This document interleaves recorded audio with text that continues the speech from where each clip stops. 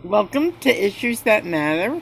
My guest today is Voie, and she's the head of a women's trucking association. What's the name of your organization? It's called Women in Trucking Association.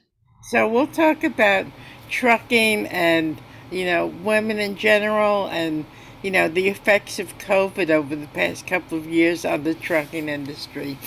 So, Ellen, when I first talked to you over 2 years ago, when COVID had started, you were seeing changes. So, overall, can you tell us how trucking has changed over the past 2.5 years? So when COVID first hit, a lot of essential workers, a lot of women lost their jobs. The pandemic harmed women more than it harmed any other segment of the population because women were often in service jobs like hotels and convention centers and restaurants, things like that. But the trucking industry didn't stop. And so our drivers, both men and women, were still out there delivering. They're still out there, bringing in toilet paper and personal protection equipment and things like that. And at first, they weren't sure. There were so many questions surrounding the virus, so that they weren't sure if they were being exposed or not because they were out on the road. So a lot of them didn't even go home because they didn't want to affect their family members at home. So they stayed out there. But the positive thing is that people saw that we have jobs. We have the trucking industry. You cannot outsource to another country. Right. It's something that is needed. So because of the pandemic, a lot more women came into the trucking industry, and the numbers have been increasing considerably. hmm So you must be happy about that. Very much so. And I just did a quick survey on our Facebook page. We have about 11,000, mostly female drivers. And a lot of women came out of the area of the medical area. A lot of them worked in hospitals and nursing homes or as aides or nurses. And so we're seeing a lot of them who got burned out during the pandemic who have come into the trucking industry. So we're happy to accommodate them. So how did you get started in the trucking industry? Well, actually, I'm going to go back a long time ago, but in high school, I took shop class because I wanted to learn welding and woodworking and automotive. And so my first job my job out of high school was at a steel fabricating plant. I was designing material handling equipment, and I was right out of high school. I mean, I was pretty young. And they came to me one day and they said, "We'd like to move you into the traffic department." And I didn't even know what that meant, which it's shipping. And so they sent me to school for traffic and transportation management, earned that diploma, and then I was promoted to the traffic manager position. And we had three plants where we brought raw steel in and material handling equipment, also jacks and furnaces that shipped out. So I was responsible for all incoming and outbound freight at the steel fabricating plant at the ripe old age of 19. Wow. Wow. So you've been here for a couple of years then. Absolutely, yeah. And I had the opportunity after I started my family to do consulting, licensing and permitting of carriers in the central Wisconsin area. And during that time, still working in transportation, but I finished my bachelor's degree and then my master's degree in communication as well. I still have an interest in broadcast journalism, so that's always been one of my goals, but still in the trucking industry. So when you were a trucker yourself? Not really. I married someone who was a driver, and we started our own fleet. So we had a small fleet, and I did manage that while my kids were growing up. But and we're no longer married, so I'm not in that side of it. But because of my knowledge of the transportation rules and regulations, and having co-owned a small fleet, it's given me some valuable insight. So I worked for a large trucking company, and that's when I started Women in Trucking. They said figure out how to attract and retain non-traditional groups. And part of that was how do we bring women into the industry? So I started Women in Trucking in 2007, but in 2008, I went to truck driving school and did get my commercial driver's license. So I can drive a tractor trailer. I am licensed, but I run the association. So, when COVID first hit, tell us how it affected all of your employees. Well, it didn't affect the employees of the association as much as our members. Members, I'm Yeah, sorry. that's okay. That's okay. Our association is virtual. If you can tell, I work from a home office, and so do all my staff. We have about 12 who all support Women in Trucking, all virtual. But our 7,000 members, and so we were expected to stay out there. Drivers are expected to be delivering. Things that have changed since then is that things are becoming more touchless. So instead of having to sign a piece of paper, it's non-contact using technology. But let me go back to when it first hit, when the pandemic first hit. Again, drivers were expected to deliver the needed products that we needed, like toilet paper, but yet restaurants shut down. So drivers couldn't go in a restaurant and sit down and eat. And guess what? You cannot take a tractor trailer through a fast food restaurant. You cannot. It's impossible. So they were really restricted on where they could get something to eat. And worse was that a lot of rest areas closed their restrooms and facilities because they were worried about the virus. And so our drivers had no place to stop. They couldn't rest. They couldn't sleep at a rest area. They couldn't use the restroom facilities. And so that caused added burdens. And then carriers, shippers and receivers didn't want drivers in their facilities. So they wouldn't even allow them to use the restroom. So, and that's even a worse for women, just because the way we're designed. So it really caused a lot of stress on our drivers, especially our female drivers. So, do your drivers drive from coast to coast? Wow, we have drivers who do everything, who work for waste management, where they're home every night. They pick up trash. We have drivers who do delivery, like maybe Frito-Lay, drivers who work for Walmart. We have drivers who do run coast to coast. We have expediting drivers. We have final mile delivery drivers. We have drivers, flatbed, they haul cars, you name it. So very different. So, tell us about the escalating price of fuel.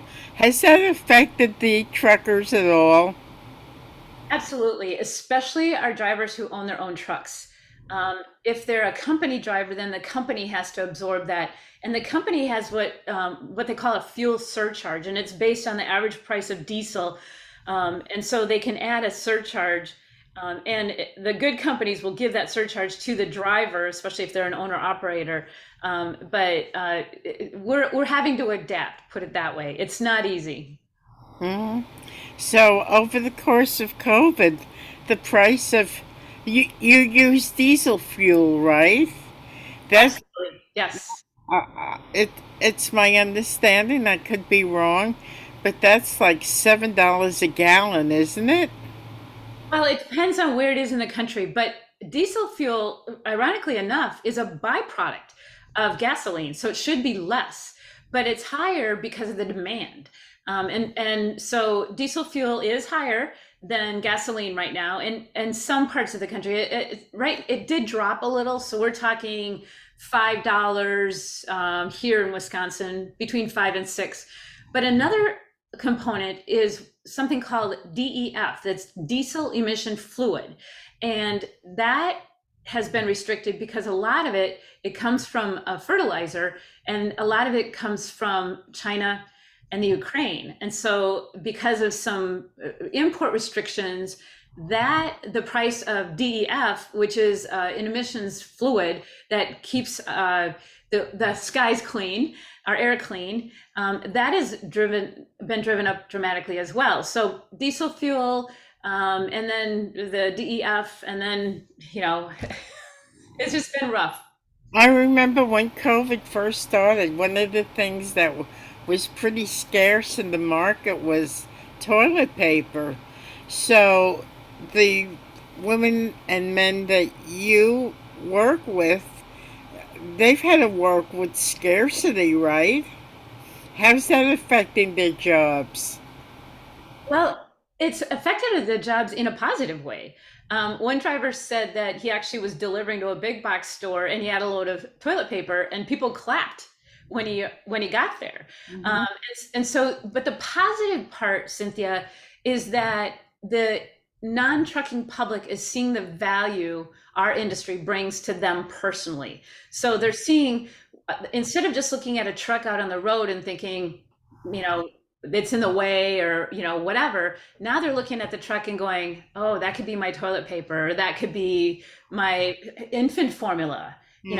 or whatever. So the term supply chain has been coming to the forefront, and people are kind of starting to understand what we all do out here.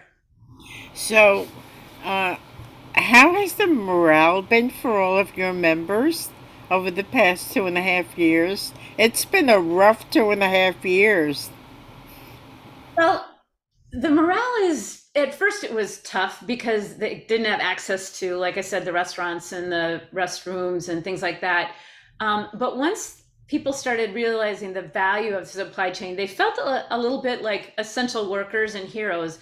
But I think that has dropped off in the past year or so, and people aren't remembering who the heroes were bringing their products to the store.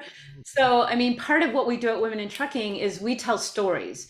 And we talk about women doing their jobs in different areas, so that people outside the industry can say, oh, I hadn't thought about that, but that's pretty cool.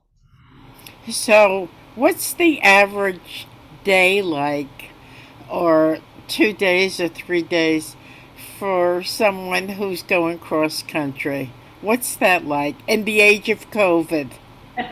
Well, typically everything's electronic, so a message comes into your truck that will tell you where to pick up. So maybe you're picking up in New York. You'll go there, you'll pick up, it could be refrigerated products, could be a flatbed, could be dry, what we call dry van. So you go get your load, and then you have X number of days to get to your destination. So if you are going to California, typically that would be a team, because we don't really send solo drivers cross country anymore. We're much more efficient than that. We'll put it on a train, put it that way, and ship it across the country. But so they'll plan their days based on the law says you can only drive 11 hours in a day. That's the law. You can be on duty 14 hours, but that might include loading or unloading. So the person will drive, and if it's a husband-wife team, typically a lot of the husbands drive during the day and the women will drive at night. And so they'll, just to keep the truck moving. But when it comes time to park and sleep, then they have to start looking for a place to spend the night, because parking is a huge issue as well.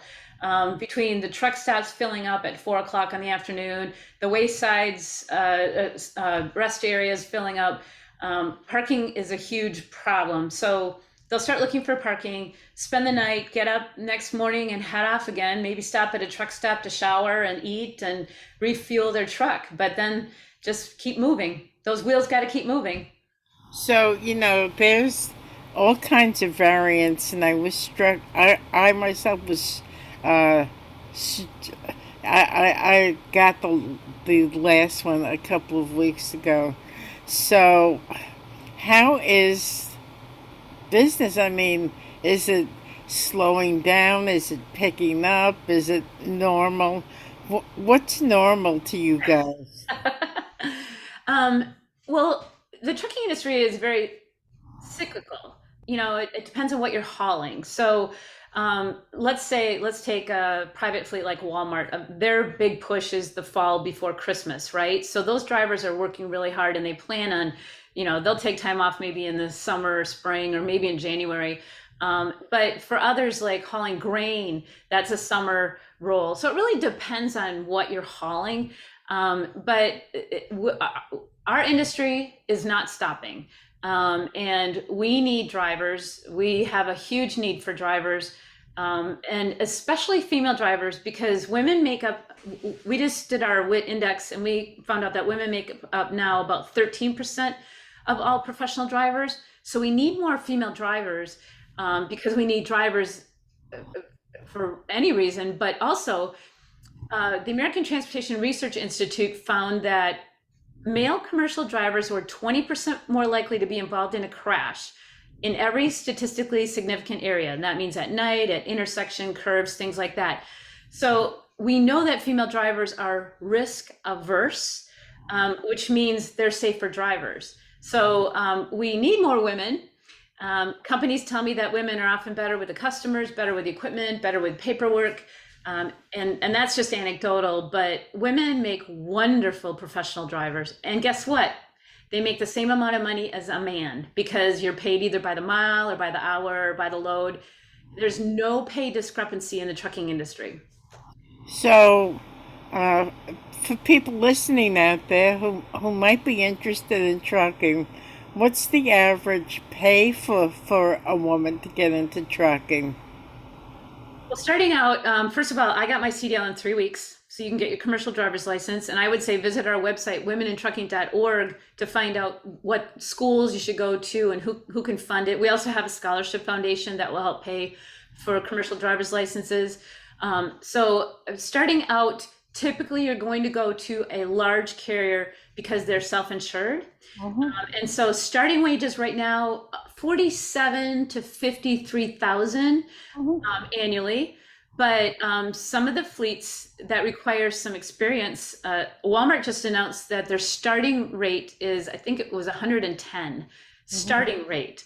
So you can make a pretty decent, good, middle class income in the trucking industry. But when you think of people, whether it be a man or a woman, it's got to be a little challenging to drive like cross country. Would you say it was more fun than challenging, or more challenging than fun? Well, I hope it's more fun. Again, very few of our drivers run cross country anymore. It's mostly local or regional. But if they are running cross country, then they're in a team, and that's usually husband and wife. So I hope it's fun for them. So the average distance somebody goes nowadays is how far? Well, a lot of companies will get you home every night. So you're talking under 500 miles. And then if you are gone for maybe 2 to 3 days, you're typically not going further than 1,200 or 1,500 miles away. Okay. So, do you guys still encounter a lot of shortages, whether it's, food or necessities? Do you find that's the case nowadays? Or is that better than it has been? You know, prices are going up. I'll grant that. Prices are going up. But that can't blame the trucking industry. And regarding shortages, again, you can't blame the trucking industry. I think a lot of shortages, not food, but like appliances and building materials and things like that, are from the manufacturing side. They're not getting made. We're out there ready to ship them, but I mean, it used to be that somebody could go into a store and buy a washer and dryer. Well, now you have to order them, and it could take weeks, if not months. I ordered a hot tub, and I called one place, and they said it was 19 months out, because Wow. the manufacturer was having issues manufacturing. So it's not us, it's not the shipping part of it, but and as far as shortages, not shortages as much as just increase in prices. So, the increase in prices, you go into a supermarket and you see everything's going up, and how has that affected your members? Well, they're all consumers as well, Right. because they're buying stuff at Walmart or whatever.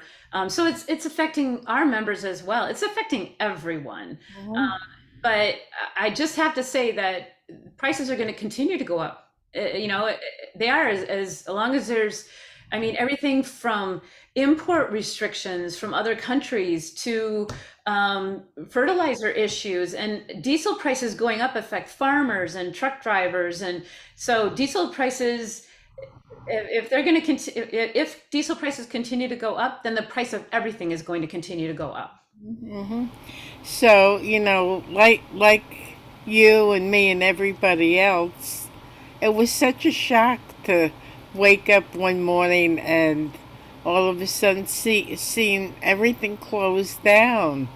So, what was it like for you to be, uh, in trucking and to kind of grasp the idea that things are not the same anymore? What was it like for you, and what was it like for your members? So one time I asked a driver, because they talk about gravy runs, right? And I asked a driver, what do you mean by gravy run? And he said, it's a trip with no surprises. Well, what the pandemic did was add all these unknowns and all these variables. Was the plant going to let you in? Was the plant going to be shut down? Was there going to be materials? Can I stop and eat somewhere?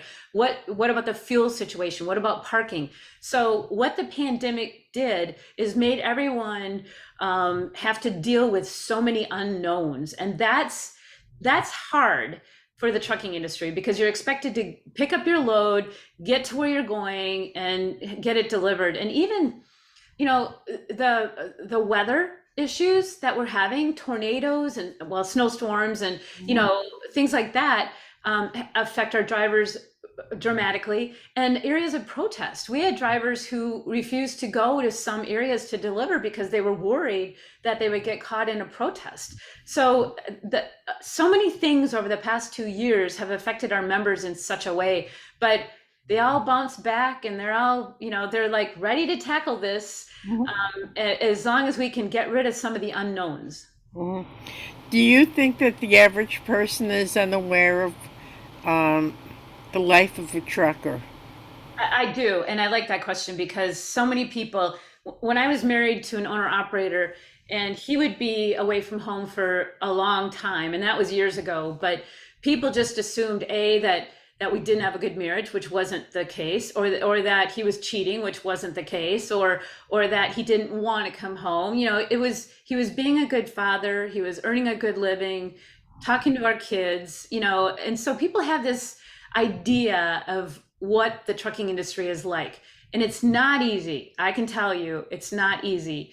But there are so many wonderful men and women in this industry who keep our nation moving, and they realize the importance of what they're doing. And that's the one thing I'd like the non-trucking public to understand.